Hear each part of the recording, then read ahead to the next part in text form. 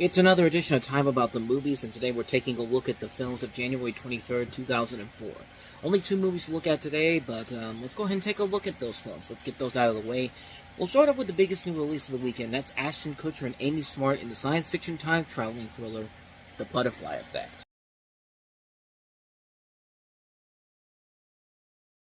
Probably should have taken the advice of Randy from My Name is Earl and just not do this, but interesting idea overall here. Ashton Kutcher stars as a 20-year-old college student who experiences blackouts and memory loss throughout his childhood, and later in his 20s, he finds that he can travel back in time to inhabit his former self during those periods of blackout.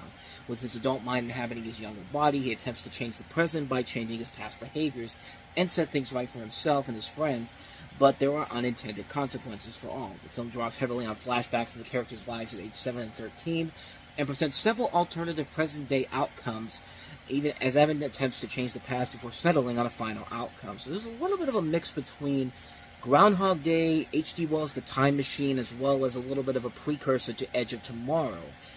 I mean, Edge of Tomorrow kind of has a similar concept where Tom Cruise always wakes up in the same body and gets killed every single time in order for him to put together the right outcome in the whole situation. And you can say that this definitely had a lot of precursing to that, even though that was based on a graphic novel. And this is supposedly an original concept.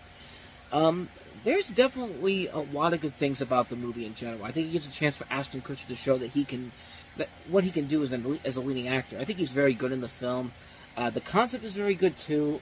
The execution, though, I think really is the downfall of it. I think the film is just not written all that well. There isn't really a major conflict. The conflict really should be more interesting than it actually is here, but it just never really lives up to that level of promise that the premise has for it. There's definitely a lot of promise to it. There's a lot of cool ideas in here in general. There's times in here, though, where it doesn't really deliver on those promises that it could easily have. I mean, there's a lot of things in here that they could have made interesting, made engaging, but they never take it to that second level to make it a film that should be seen. It should be seen as something much more than it actually is. It just feels like a film that has a lot of good potential to it, but just can't really get to that second level to really prove its existence by showing off what it can really do and surprising people and how great it actually is. Unfortunately, I can't really say that. I like the acting in here overall. I like some of the visuals. I like the ideas. The story overall is good. Just the execution just really backfires me from saying anything more that's positive about it. It just feels like a film that has so much more potential to it and just never really lives up to it, unfortunately. But it was a big hit when it came out, continuing to show that Ashton Kutcher's star power was rising, and it made almost $100 million off of a $13 million budget, so naturally New Line's going to franchise the hell out of this with direct-to-video sequels, which makes this a lot better than those sequels are. But then again, it's direct-to-video, so we're not really expecting a whole lot there either. But good ideas overall, just not the right execution in general. It just really hurts the film in the long run because there's potential there. It just doesn't live up to it, unfortunately. And so not only was Kelso in a movie this weekend that we're going to take a look at, so was Eric. We've got that 70s show type of weekend here, as we've got Topher Grace and Kate Bosworth and Josh Duhamel in Win a Date with Tad Hamilton.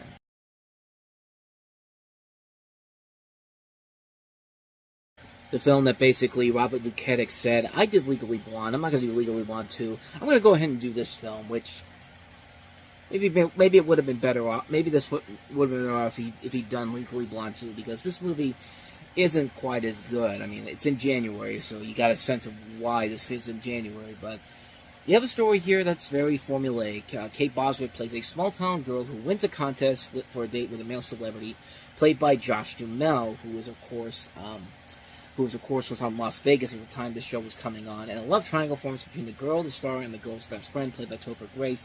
Jennifer Goodwin's also in here, as is Sean Hayes, Nathan Lane, Gary Cole, and there's a lot, kind of like with the Butterfly Effect, there's some possibilities here of how this could work, but it really doesn't live up to the potential that it really has here. It just comes off as kind of a generic romantic comedy. Who she's going to end up with at the end. There's going to be some conflicts going on throughout this, and it never really transpires into that movie that you think it should be, especially with the talent that they have on here. I mean, there's a lot of good people involved in this movie. And the guy who's supposed to be the likable guy, you don't really like him all that much. Topher Grace is supposed to be the small-town good guy that's supposed to get behind Kate Bosworth, when you feel more sympathy for Josh Duhamel's character, who's supposed to be the bad boy because he's the big celebrity. But no, you feel more for him than you do with Topher Grace, and that's not a good thing whatsoever.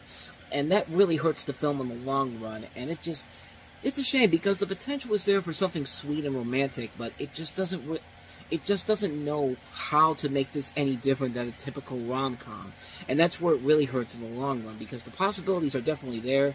The execution just not there as much to save it. It's just a movie that is just so misguided in so many different ways. There's so much possibilities of what they could do here, and they never really fully live up to it. It's a shame, because the possibilities are there, just bad execution all around.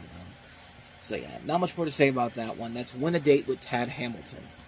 And so with that said, we wrap up another edition of Time About the Movies. We'll wrap January up on the next episode with 3 films, including the surprise hit You Got Served, the star-studded Perfect Score with a pre-Captain America and pre-Black Widow, and also The Big Bounce, which is another star-studded film that was not a big hit.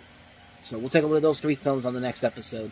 But until then, thank you so much for watching, and if you want to see more videos like this, please hit the playlist on the next page, check out the previous episode, and also don't forget to hit the like and subscribe button if you want to see more videos like this on this channel. So with that said, I'm off. I will see you guys next time, and until then, as always, take care.